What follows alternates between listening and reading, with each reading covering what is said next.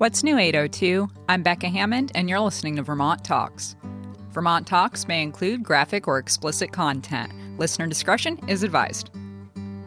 On this week's episode of Vermont Talks, we have Jeremy Voigt again. Jeremy was in episode 13. If you'd want a full history about him, go back and listen to episode 13. He's written at least 15 books. That number is debatable. His latest book is called Anhedonia, and we're going to be talking about that today, and he's currently working on another release called Broken Things. Jeremy was also in a band called Lethal Erection for about 5 years. Let's get to it.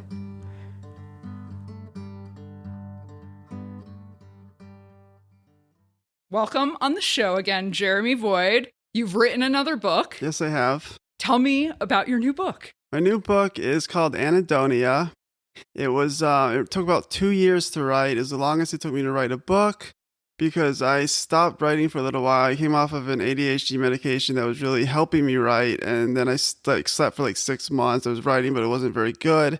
And then I started getting better. I took some classes, started writing again, and I'm getting back into the groove. So it took a while to write, but it's new poetry, new nonfiction, new stories, new rants and prose poetry. It's pretty much everything. The other books have only nonfiction or poetry. This one's got a collaboration of things. Cool. All right.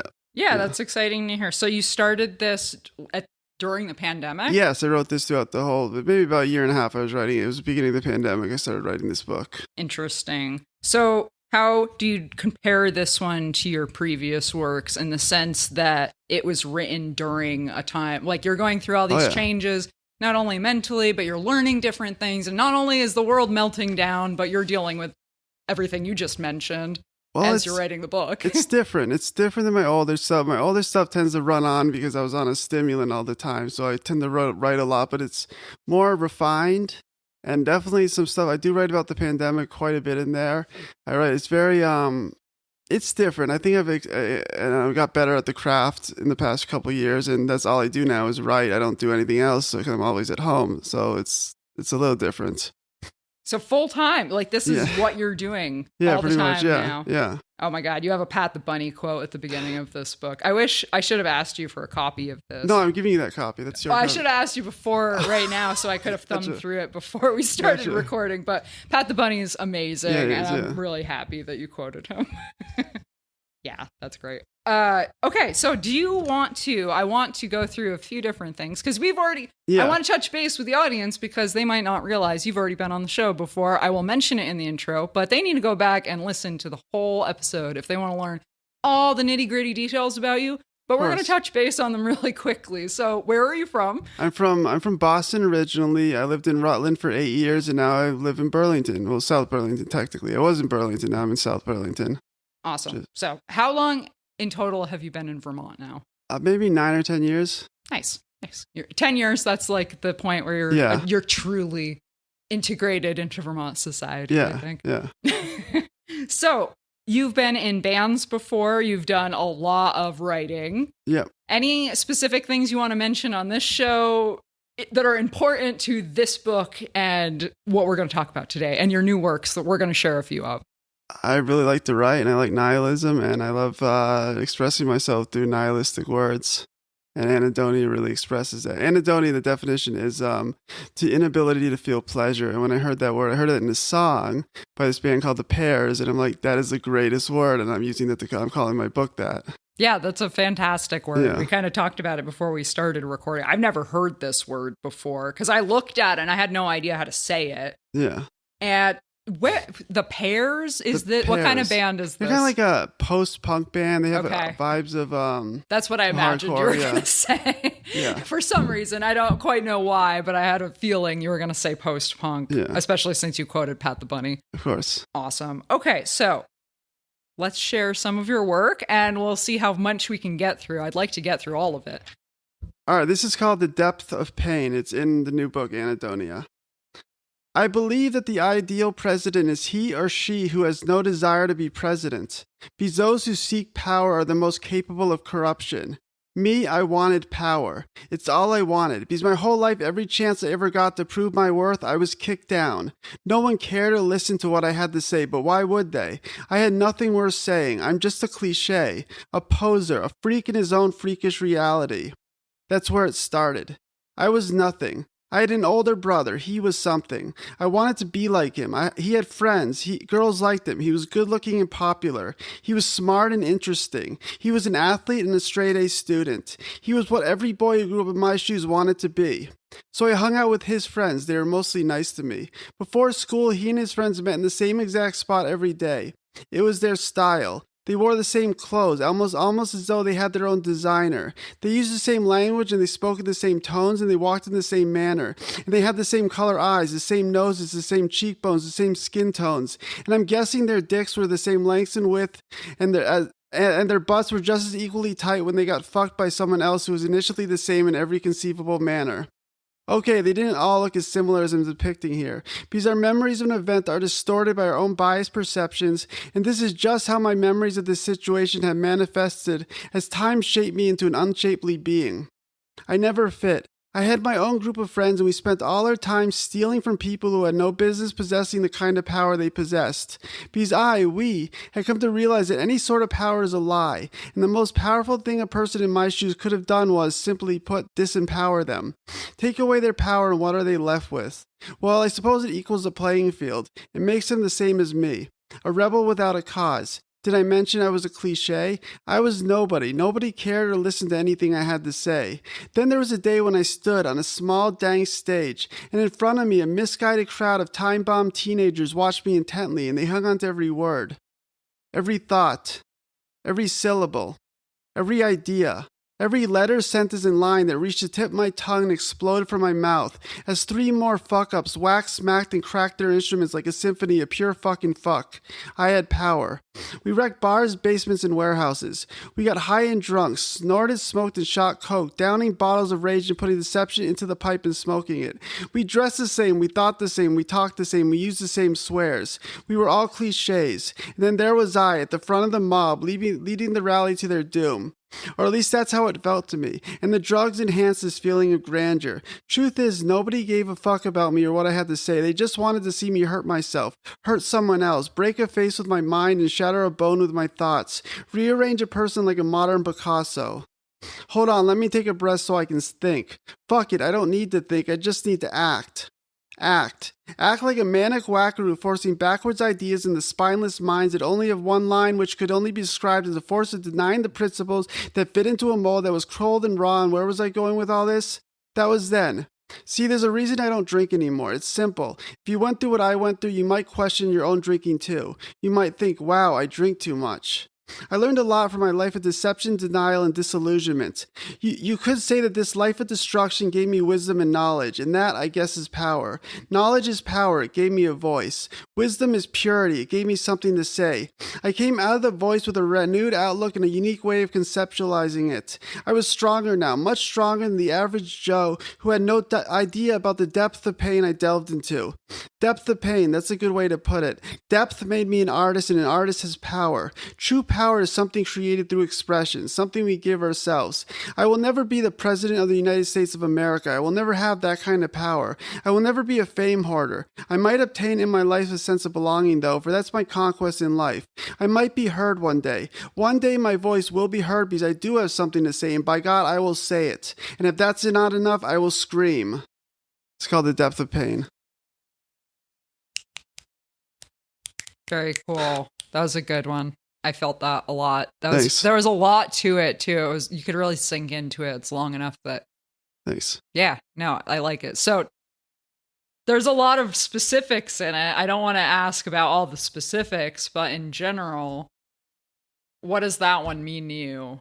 Well, that one, I wrote that for my writing class called Memoir as a Hero or Hero as a Journey or something.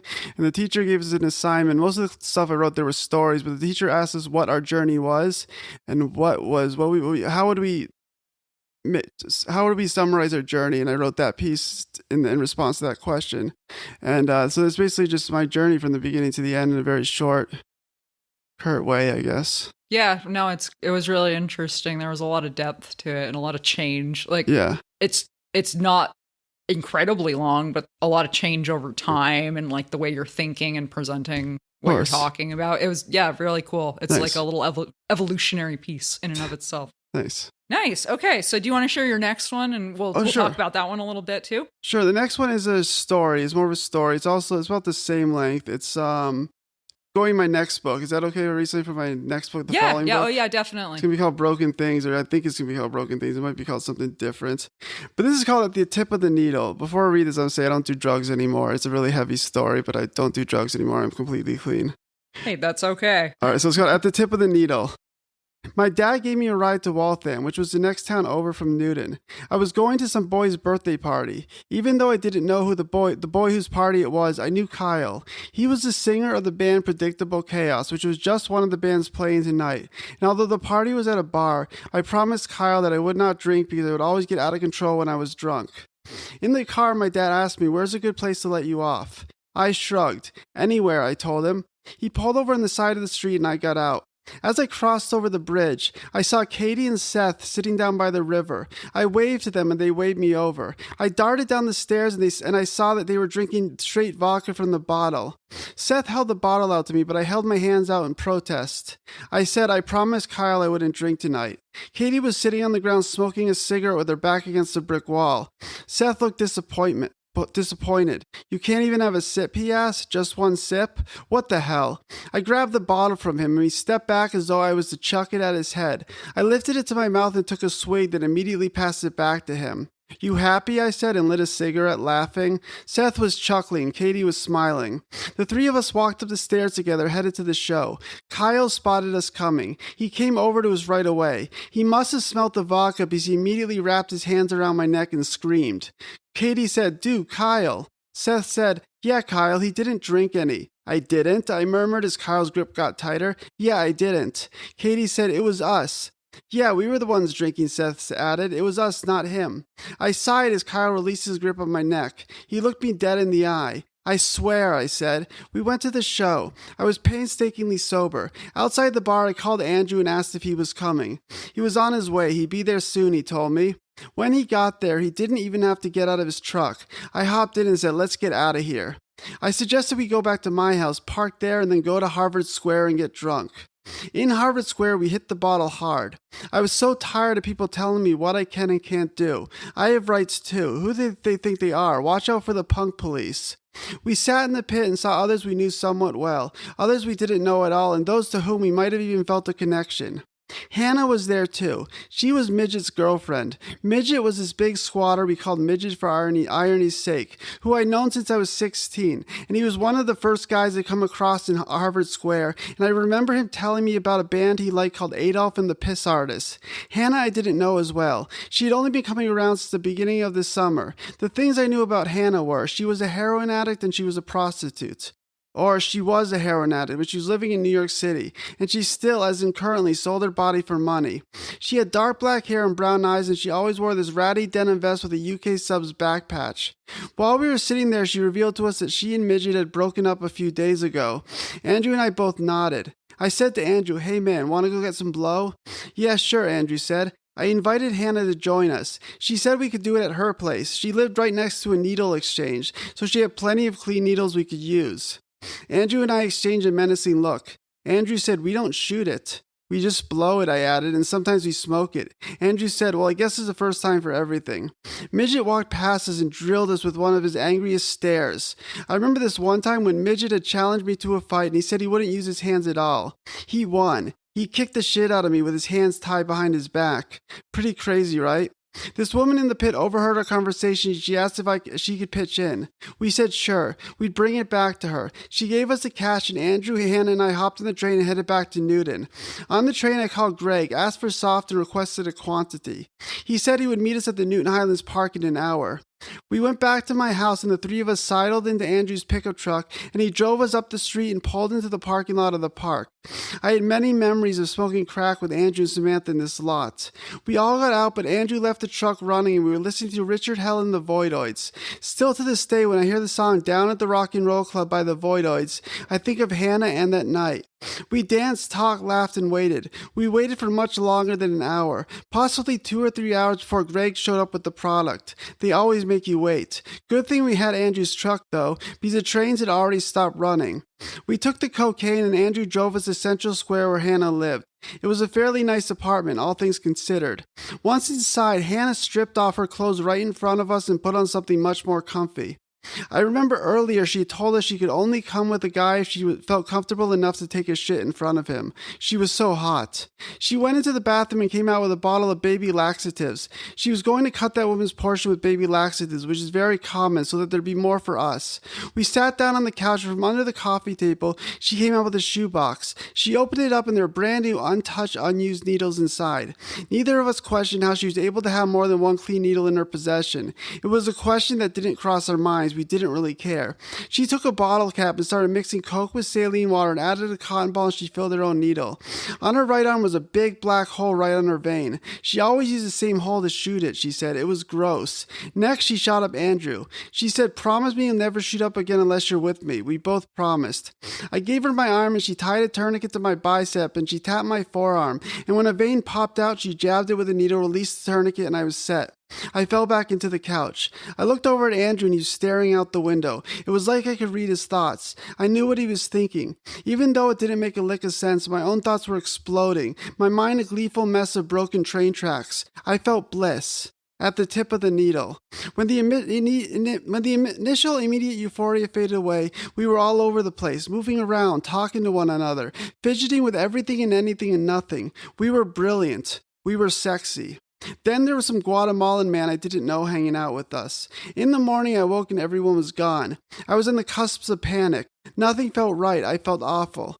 I tried to call Andrew, but he didn't answer. I called him again and again, but there was no response. I was alone in this apartment. When Andrew and Hannah came back, I found out that Hannah had given the Guatemalan man a blowjob for more cocaine, but then he took off without forking over what he had promised. Hannah was pissed. She and Andrew drove all over the place looking for the spick to kick his Guatemalan teeth in. A few days later, the police called me because they needed me to make a statement. Hannah got raped by the Guatemalan man. They needed to find out my side of the story so they could compare details. I didn't know anything. I slept through it all, except that Hannah was very upset when I woke up. Upset because of what the man had done to her. Yeah, like I said, that was a very heavy piece, so thank you. Yeah, very heavy. Yeah. Yep, definitely heavy.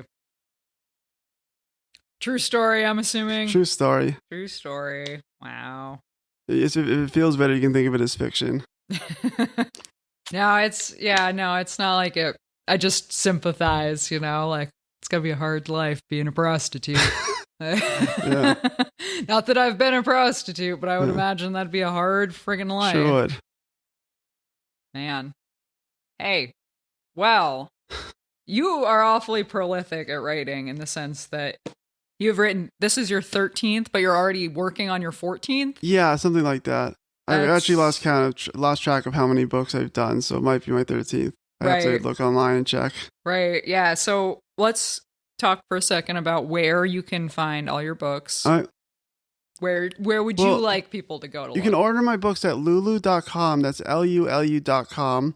You can get all. Well, I can't. I actually got rid of some of my earlier books because I just didn't like them anymore. So my newer books you can get there. I'm working on a book of my early work, so you can still find my best of my early work at some point. Then you can get them at Amazon.com too. One of my books, the last book we talked about here, The Gospel of Chaos, some reason Amazon is selling for $7. I'm selling it for $20 on Lulu, but some reason Amazon's giving them like a 65% discount on that book because I think I accidentally did something. I don't know how to turn it off. Yeah, something in your seller settings. So if you want to buy that book, it's $7 on Amazon. It's The Gospel of Chaos. Otherwise, get it on Lulu. I get more money if you get it on Lulu because there's more of a profit be made. But if you feel like spending $7, go on Amazon. I'd rather you read it than me make money. Very true. And you've got, jeremyvoid.com. You also own that. That's my website. And do you post on your blog there a bit? I call it my new work page, but it is really a blog. But it's just, I just post new work there. Like it's just in the format of a blog. I just post whenever I write something new. It's not like a regular blog where I write a summary of my day or something. Just new poetry, new stories, anything new I post there. Nice. Cool. Awesome. So do you want to share your next piece? Or we're at 20 minutes, so I think you're probably Oh, good to yeah, share sure. I share this one. This one doesn't have a title, but I would like to dedicate it to my wife, Michelle. It's a piece I wrote to her around like a few months ago. Let me get it up. I got to cue it up on my phone. Oh, yeah, no worries. So this is to Michelle. I always find it hard to smile.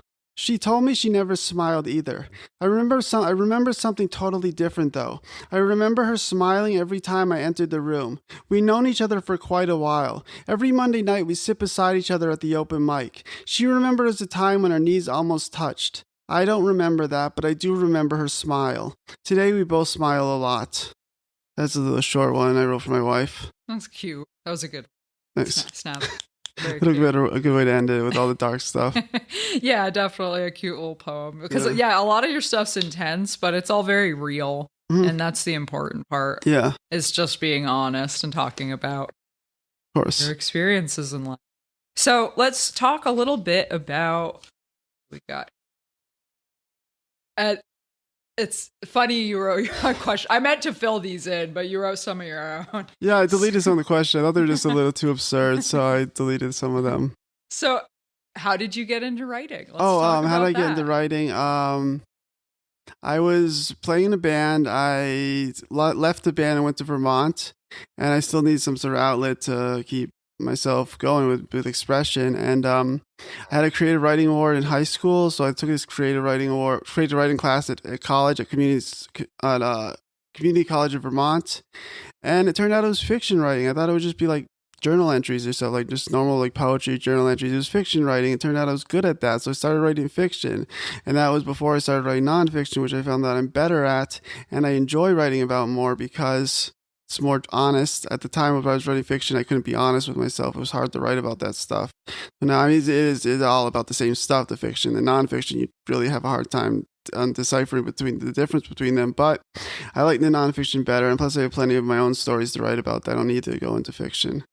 Yeah, definitely. So, yeah, I wrote those questions. I was very caffeinated and didn't sleep much. I wrote so. I was thinking, yeah, and then no worries. I deleted some questions. Like I wrote some really absurd questions that I deleted. I apologize. But you can ask them anyway. I didn't write them out because normally it's just for. I write them out so that people are more comfortable, like they're not scared that I'm going to spring something on them that they're scared of. But no, these it's good. I have something to reference, and I didn't write anything for these things. So when you were in the band, what were you doing exactly? And I think we talked about this in the previous episode, but let's. I was the vocalist, the front man. I arranged everything. What happened was we were different members early on, and then all the members left due to various reasons. And people would say, like, my band was called Lethal Erection. People would be like, you're Lethal Erection. You got to keep it going. You are Lethal Erection. So I got a whole group of new members who lasted much longer, and I was the front man, the vocalist. I was the arrogant asshole in front of the whole group. So, and then it was fun. I love performing. That's why I could go to open mics and perform and read every chance I can because it's fun. And now I don't need people to do it with. I can just read to people on my own. Right. I don't need a group to back me. So you were writing your own songs back then? Yeah, I was writing the lyrics. I collaborated with the music, but I didn't know about music as much, so I could only really write the lyrics. I just gave them ideas, and they wrote the rest. They took the lyrics and made it into songs. Cool. Yeah, very cool.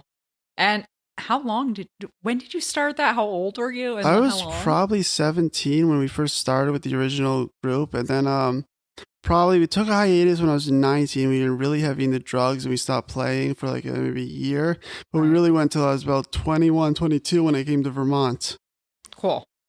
Yeah, very cool. So I'm guessing it was punk. It was punk rock, yes. Punk or similar. Yeah. Wow. Yeah. 15 books. So all of these books you've written, how long does it take you to write a book? Well, the first book took pretty long. It took a while because I was getting the hang of it. I didn't know how to publish it. I mean, I'm all self-published, but I didn't know the process.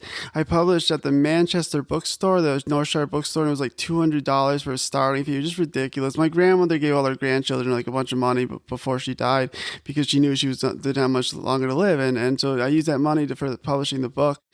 So it took a while. I was learning about it. It took maybe a couple of years, and then I found out about Northshire publishes, so I started doing that. But then someone told me about Lulu, which is a lot cheaper, and they're better for public the authors. Getting it out there. They sell it all the online bookstores. Barnes and Noble sells even this place called Abe Books, which I'd never even heard about it until this Indian girl from India. She was interested and she only couldn't buy on Amazon, so she told me about Abe Books. Oh, cool. Yeah, because Amazon doesn't ship out to India for some reason. Yeah, that doesn't really surprise me. Yeah. They're not in that game. They're just playing the American market, I think, or maybe Europe a little bit, mostly just America. So,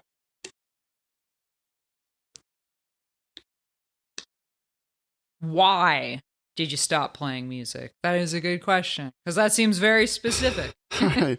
I was doing a lot of drugs, getting into trouble. I had some court issues. It's a really long story. I went into treatment in Vermont. I was planning to come back after like a few months, but I put the cops' information who arrested me on Facebook, and I got in a lot of trouble for that. It wasn't the smartest thing. The charges were something stupid like contributing to delinquency. No, it was delivering liquor to persons under 21 because my friend was 20 years old and I just was 21, so I was going to turn 22 in 6 days and he was going to turn 21 in like 2 weeks.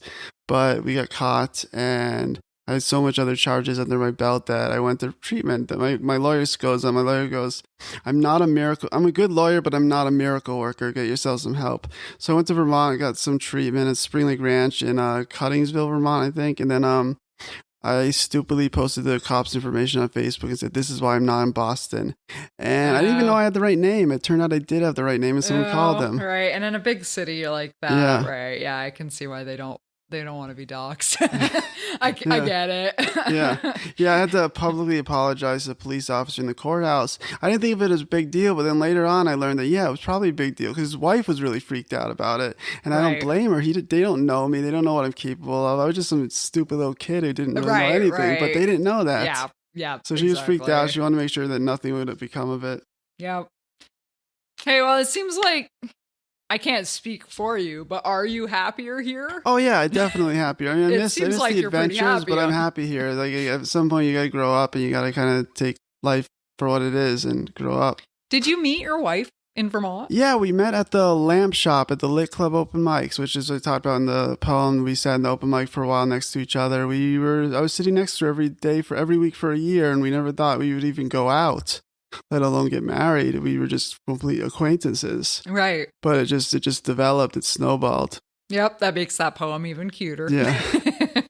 No, that's great. Well, I'm very happy for you that things have worked out. And obviously, life is hard. A lot of people go through these things. And honestly, it pisses me off how much the standard media ignores drugs because everyone does drugs. Rich people do drugs. Poor people do drugs. Everyone does drugs. Fat people, skinny people, all the people do drugs. And the effect it has on people, like whether it's you, whether it's your family, whether it's your friends, like it's amazing the families that go through this stuff and they don't talk about it. It bothers me. People need to talk about it. They need to talk about their experiences. It needs to be openly talked about. It needs to be discussed because it's just, I mean, we live in a world where there's so many distractions and everyone's all about like not feeling what they're supposed to be feeling. We got Facebook, we got Twitter, all these social media sites. And we got like, if you go in New York City, there's a big billboard and everywhere you look, there's like there's like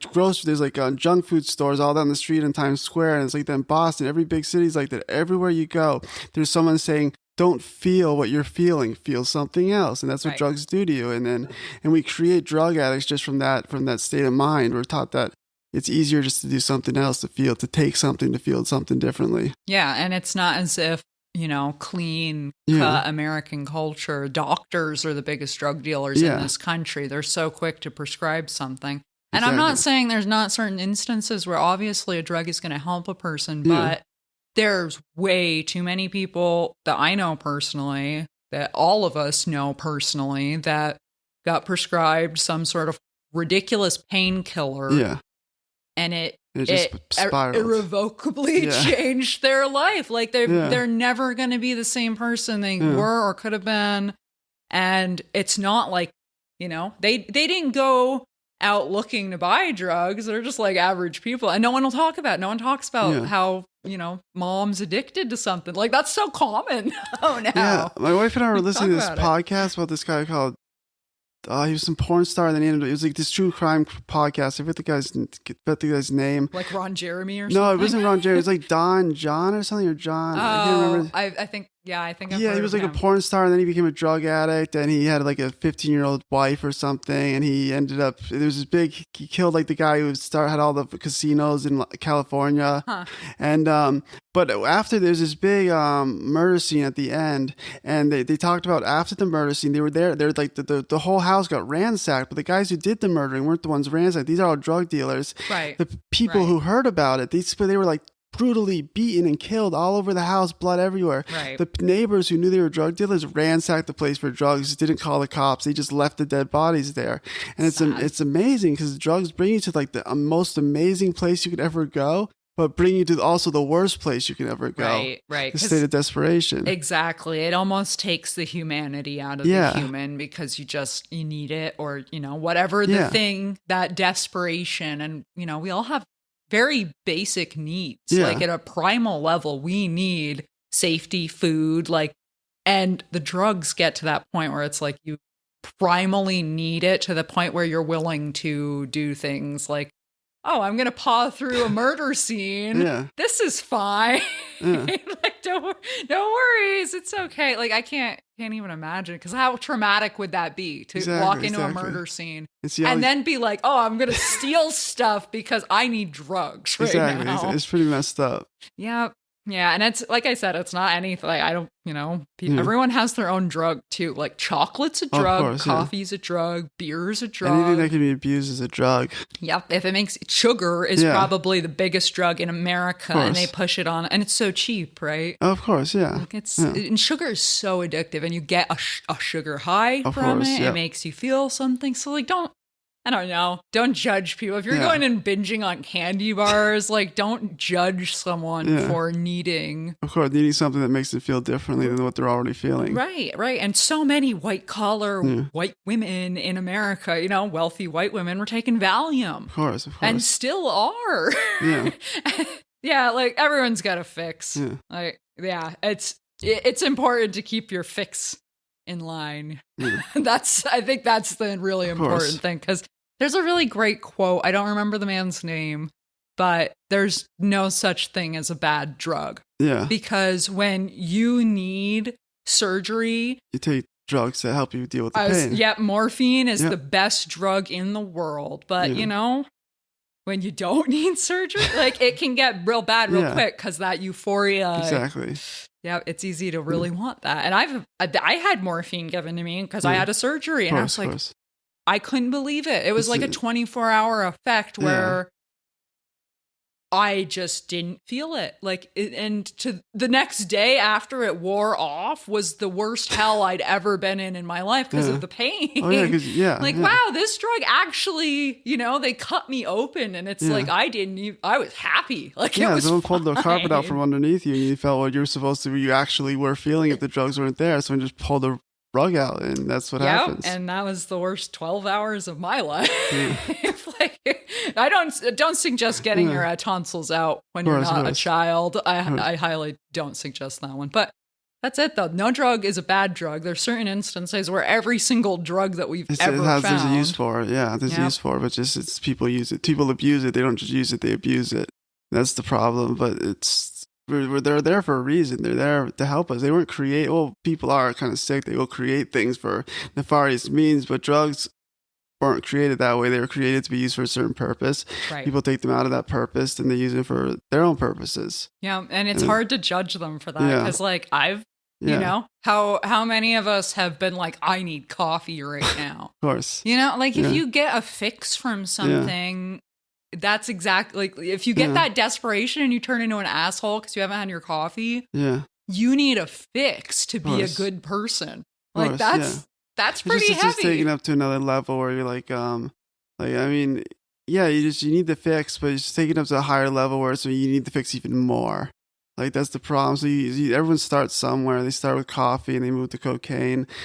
I'm not saying weed's necessarily a gateway drug, but yeah, I started with weed, Right, but not right. a gateway. It's not a gateway for everyone. But I think the thing with weed is the stigma. Exactly. Like, oh, well, now I'm a bad person. You know, like, I'm a druggie. Like, there's that whole. It's so silly because they're not comparable. Of but course. but you've crossed the line. So well, actually, you're past the gate. the first drug I ever did was Tylenol. To tell you the truth. It was Right. my mom gave me my earliest memory. My mom gave me baby Tylenol, and I asked for more. That was one of my earliest memories. So that was pretty much my first drug. She didn't give me more. She just told me if I took more, it wouldn't work next time I needed it. But that's it. Tylenol. Tylenol's a gateway drug. Right. I mean, it's all a gateway drug. It really is. Sugar's a big one, I think, honestly, because you just look at how America eats. Oh, of course. God, we eat such garbage food. And when I was in middle school, elementary school, I loved sugar. I still love sugar. I eat so much sugar, but when I would sugar was my drug when I was a kid. I would have mainline sugar if I knew what that was. Right. Yeah, it's definitely a thing. Like, I don't know. I just think of American food and like getting a milkshake, Owls, or just a soda with your meal is so much sugar. Oh, you get it's like a pile of sugar. A small Pepsi at Burger King is like the size of what a large should be at like somewhere else. Right, any sane country. It's large. Yeah, it's definitely like that. I don't know. I have a hard time with drugs because everything's a drug, and people get this attitude like they're better than other people. It's like you don't know. You've never been in their situation. Know someone. Yeah, it's easy to judge blindly when you don't know someone. Right. And the one that I get a mention, and we're getting close to the end of the episode, but heroin is. Okay, if you respect our troops, right? Yeah. If you love our troops, support our boys, what is heroin came from Vietnam. That's what they say. Yeah, it came with morphine, and our boys got addicted to morphine. Yeah. They came home. Heroin they was like couldn't the get methadone it, of the whatever year Vietnam was. Yeah. Yep, exactly. So all of these heroin addicts from and now a lot of them are like elderly homeless people. Yeah. Oh yeah. That's why they're who they are, is because they got addicted to something we gave them when they were our boys. They were our military, and we're supposed to love and support them so much. And the second they cut home and, they still needed that drug, you turned your back on them. They were drug users, and the war on drugs says, isn't that funny? The war on drugs, when the same boys were they're our troops, but the war on drugs. Yeah, exactly. What a strange the best coincidence. way to support the troops is not put them into war. Right. Best way to support them. Because they're the enemy. They're the drug users, right? Yeah. Like, so now we're having a war on our boys. Yeah. It's pretty messed up when you really think about the war on drugs and what they're talking about and who they're talking about. Yeah.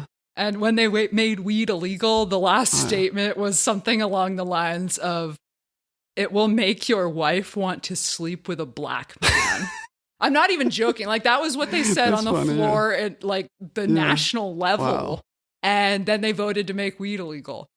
Yeah. And go figure, it was right during the height of the civil rights movement. Of course, yeah. That we're going to say something so horrible openly in the government, and they'll all applaud it and vote for the bill. Yeah. Like, that's not that far away. We're not, that's not 100 years ago. We're so close to that. We got to think about things. Yeah. Not all drugs are bad. There's no such thing as a bad drug. Yeah, exactly. Yeah. Yeah, sugar's the worst. I'll vote sugar is the worst drug. That kills all sorts of people. Oh, yeah, Anyway, okay, rant over. Is there anything else that you'd like to mention, Jeremy, about yourself, about your books? I gotta just keep writing. It's what I do to survive, and writing is my drug now. It just doesn't bring me to such low places. So I gotta write, and I would like if people read my books. It makes the writing worth it. So if you have a soul, you should buy my book. It's on Lulu and Amazon. That's the last thing I guess I got to say. So if someone wanted to come check you out as you're doing an open mic, where do you frequent open mic nights? Oh, I used to go to the Lamp Shop, but I'm not sure if they do that anymore. I haven't been going to much open mic since the pandemic. They started doing the Arts Riot again, but there's none this summer, but they used to do it once a month, and I guess now they're doing a month here and there whenever they do it. I'm gonna keep looking for that. And then keep your eyes out. I do post on Facebook. It's Jeremy Voigt. Facebook.chaoswriting or /chaoswriting or something is my Facebook page. Yeah, we'll link it up in the show notes. Link it up, yep.